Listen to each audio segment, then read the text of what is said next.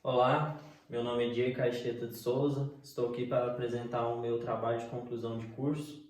Fui orientado pela professora Flávia Vieira de Freitas e o meu trabalho tem como título A influência das características reprodutivas de vacas de corte no programa de inseminação artificial em tempo fixo, AIATF, nos índices de prenhez de um rebanho. Atualmente, o rebanho brasileiro é composto por 213,5 milhões de animais. E esse número que vem só aumentando a cada ano, vem tomando uma proporção muito grande em relação aos números de protocolos que são realizados nos rebanhos brasileiros.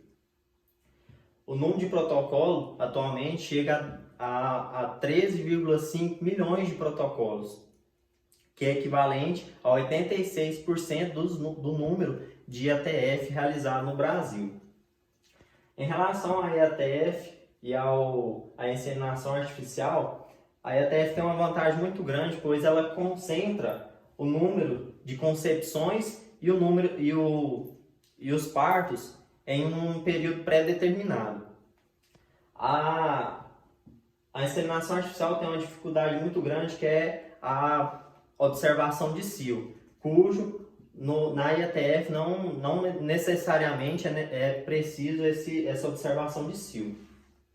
E uma vantagem também muito grande da IATF é a diminuição do intervalo entre os partos, que por ser uma prática que vai induzir as vacas a ciclar, a gente consegue fazer com que a vaca fique gestante alguns dias ou meses após o parto, que vai diminuir o intervalo de um parto ao outro, fazendo com que a matriz possa dar pelo menos um bezerro ao ano. Perante isso, as observações das características reprodutivas são bastante importantes. Frente a tudo isso, as observações das características reprodutivas das matrizes é de suma importância para melhorar os índices zootécnicos da IATF.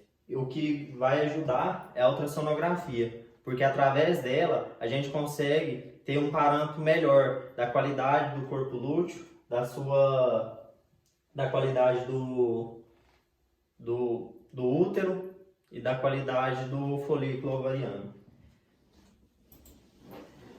Os objetivos. O objetivo geral desse trabalho é analisar como as características reprodutivas das vacas de corte podem influenciar nos índices de gestação dos animais que foram submetidos à inseminação artificial em tempo fixo.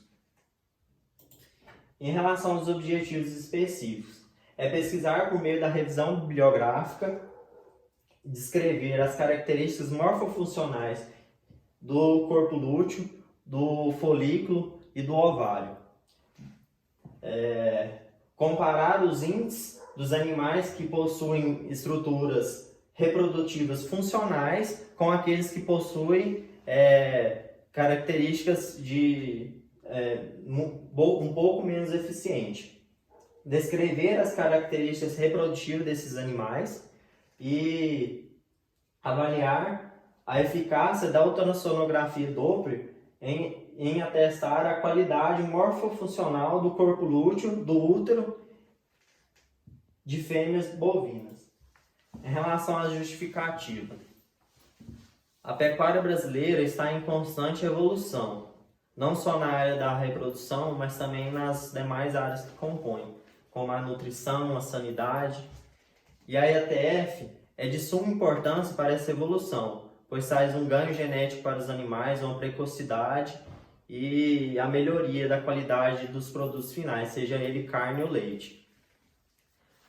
É importante também para os protocolos que vão ser utilizados, uma melhor escolha desses protocolos, e também para apresentar as características reprodutivas das vacas que serão submetidas à IATF, para que a gente possa conhecer melhor essas características. e também despertar o interesse de médicos veterinários, estudantes de veterinárias, proprietários de animais ou as pessoas que trabalham com esse meio.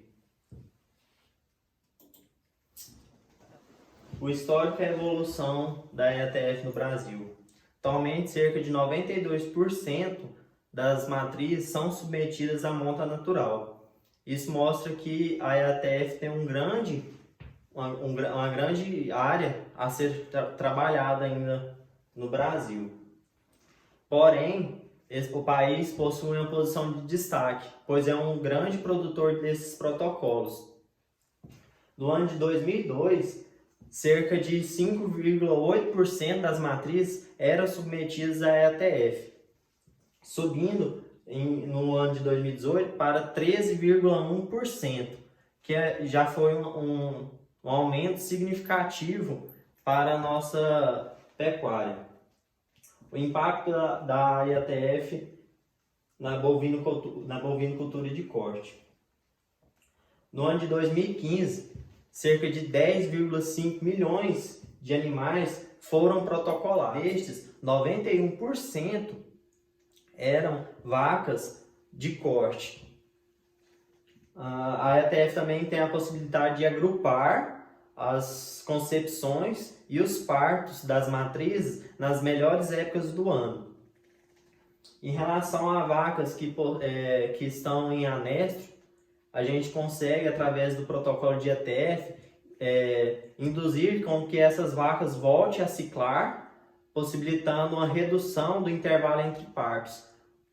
Coisa que na inseminação artificial e na monta natural a gente não ia conseguir.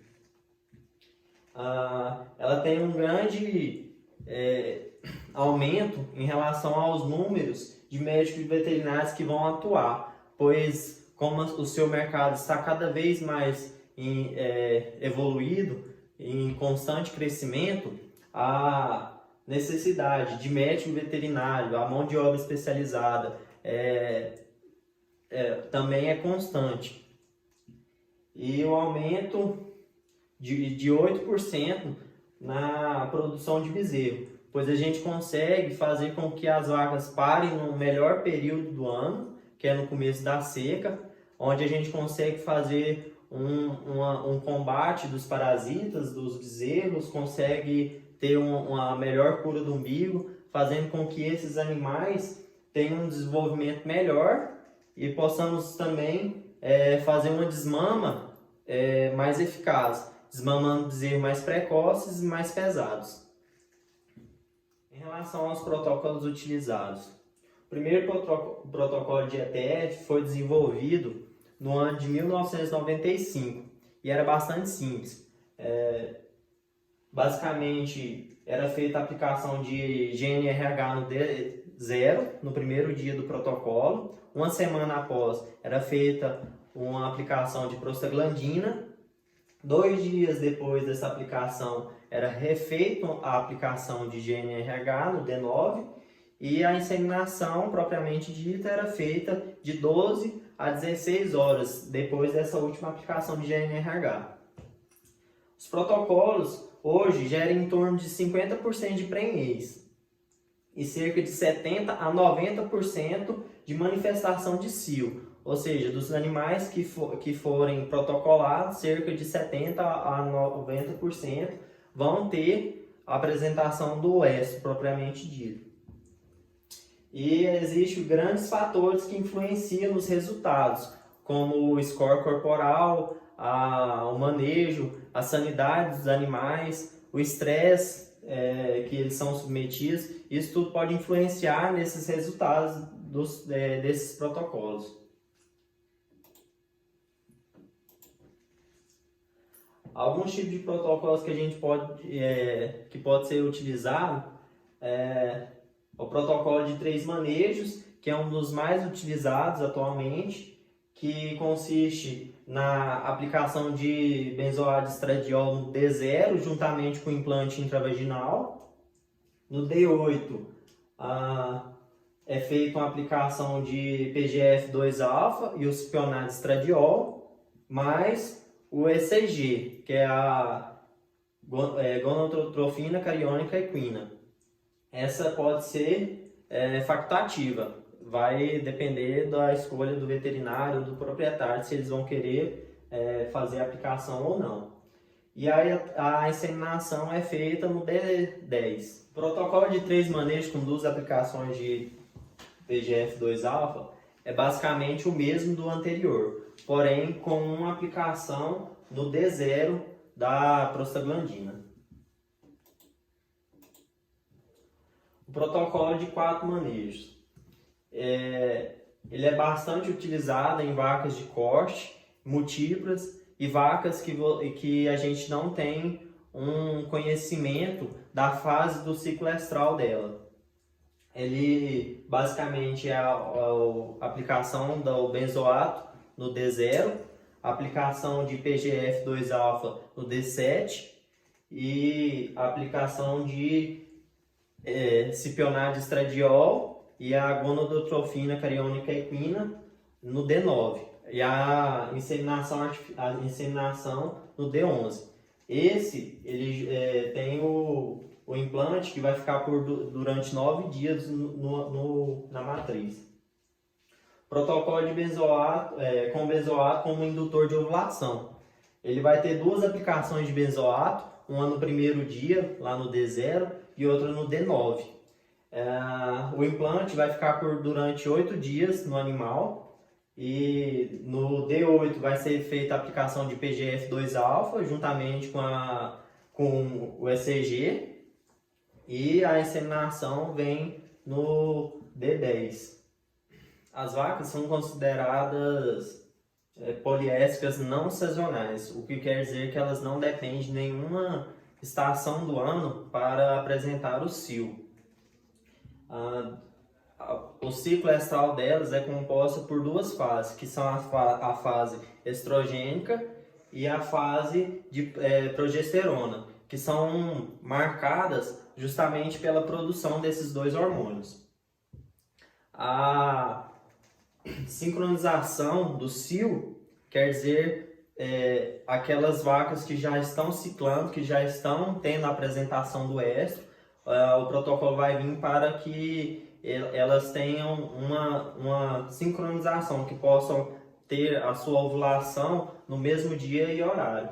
Já a indução do cio é quando vamos pegar aqueles animais que não estão apresentando cio, que estão em anestro, como foi dito anteriormente, e vai induzir uma onda de hormônios, vai induzir com que elas voltem a ciclar. Isso pode ocorrer em vacas que estão em anestro e em novilhas também que ainda não apresentaram nenhum tipo de cio. A aplicação de PGF2-alfa com os intervalos entre 11 e 14 dias de uma aplicação à outra é uma das mais simples técnicas para a sincronização do cio. Porém, ela só é utilizada em animais que estão apresentando esse cio já. As vacas que estão em anestro possivelmente não vão ter um bom resultado dessas aplicações. Os aspectos morfológicos do folículo ovariano. O ovário ele é composto por 2 regiões, a região cortical e a região medular, onde o folículo ovariano e o corpo lúteo estão inseridos. Em relação à composição do folículo, ele é basicamente composto por um ovócito revestido com as células da teca e as células da granulose. E de acordo com a sua forma, quanto maior a sua vascularização, quanto maior a perfusão de sangue nessa estrutura, melhor a sua performance. Já em relação ao corpo lúteo, ela é considerada uma glândula transitória, ou seja, ela não é uma glândula permanente no corpo do animal, ela vai ficar ali fazendo a sua função em determinado tempo e depois ela desaparece. A vascularização. O corpo lúteo ele é considerado uma das regiões mais vascularizadas do corpo animal. ele tem seu surgimento após a ovulação, quando esse folículo expele o ovócito, aquela região ali vai começar a ter uma transformação e vai passar a produzir a progesterona. É considerado uma das fases mais críticas da reprodução, quando ocorre a fecundação e esse corpo lúteo tem que fazer a produção da progesterona. O corpo lúteo pode ser observado através da ultrassonografia com a coloração cinza escura, e a sua ecogenicidade pode variar de acordo com o grau de luteinização. Aqui nessa primeira figura a gente pode observar um ovário que possui aqui os folículos primordiais, que são aqueles primeiros folículos que não são desenvolvidos, passando para folículos primários e folículos secundários, e conforme o seu desenvolvimento, vai chegar num folículo pré-ovulatório, e aqui nessa parte onde ocorre a ovulação, ocorre a exposição do ovócito, e a partir desse folículo começa a surgir o corpo lúteo. Já nessa segunda imagem aqui, a gente consegue observar a representação do corpo lúteo em diferentes graus de vascularização, sendo que na figura de número 0 e de número 1, a fêmea bovina se encontrava não gestante. Já na figura de número 2, 3 e 4, são de fêmeas que já estavam gestantes. Em relação ao útero bovino, ele é composto por um corpo uterino, por uma cervix e por 2 cornos uterinos, que são divididos por um septo, dando a ele a característica de bipartido. As funções que são atribuídas a esse órgão é a capacitação, o transporte e o preparo dos espermatozoides para o momento da fecundação, juntamente com a contração do miométrio, para auxiliar no transporte desses espermatozoides. Em relação à ultrassonografia do útero, com o auxílio do ultrassom Doppler, a gente pode observar a perfusão de sangue na parede uterina e conseguir ter um diagnóstico de gestação, pois o corno uterino que se encontra gestante, ele tem uma maior perfusão de sangue do que um corno uterino que não está gestante. Ele sofre efeitos da P4, que é a progesterona, que vai preparar o útero, o ambiente uterino, para um desenvolvimento do feto. Então ela atua também aí diretamente no corpo lúteo, no útero. Em relação aos índices de prenhez dos animais que são submetidos a IATF, gera em torno aí de 50% de resultado positivo, né? E que pode ter interferências diretas com relação ao manejo, à nutrição desses animais, o estresse que eles são submetidos, as características zootécnicas, tudo isso pode interferir, tanto para mais quanto para menos, nesses resultados. Os animais que são submetidos a EATF, mais o repasse com touros, ou a observação de cio logo após a EATF e a inseminação artificial, em caso de animais que retornarem o cio, esses índices podem ser elevados, conseguindo um custo-benefício maior para a propriedade.